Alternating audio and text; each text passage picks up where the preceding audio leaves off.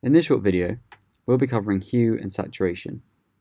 Ideally, you'll use the hue and saturation tool to bring colour into a photograph that feels a bit washed out, or maybe to boost particular colours and cause them to pop, or you might want to reduce the colour of an image completely.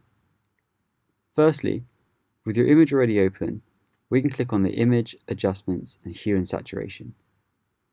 If I click on Hue and Saturation, I can see the window that I need, although nothing's happened in the Layers panel. This way of working is what we call destructive editing.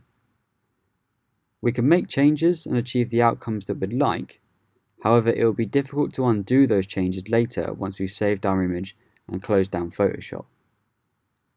Arguably a better way of working is to click on the Adjustment Layer button in the Layers panel and select Hue and Saturation from there.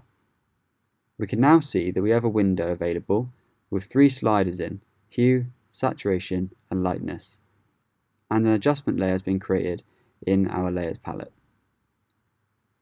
The Hue slider will allow us to change the interpretation of different colours. In this example, I can turn this yellow canary slightly orange, giving me a similar look to an old photograph perhaps, or maybe some expired film. I can of course drag this slider even further to create some artistic effects.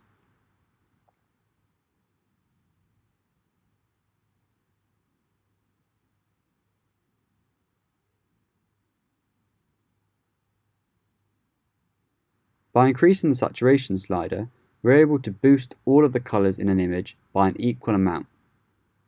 To the other end of the scale, we're reducing the amount of colour in the image, again by equal amounts for each colour. This can cause a washed out effect. If we drag the slider to the end of the scale, we can remove the colour altogether. Just a note, you can use the sliders to make adjustments, or you can put in the exact values that you need into the correct boxes. The lightness slider allows us to lighten or darken the image by affecting its overall tonal range. As you can see, by increasing the lightness here, I'm forcing the darker tones to become lighter, lending them a faded, perhaps aged feel.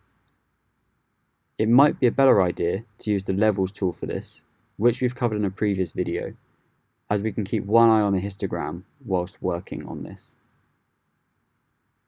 We can work on colours separately. For example, the yellow. I can desaturate and restore the saturation of yellows if I wish. If we look at the canary's foot or beak, we can see the saturation of the canary changing, but not the reds in the beak or foot. Now, if I alter the reds, we can see how I can affect those individually. This technique is often referred to as selective colour.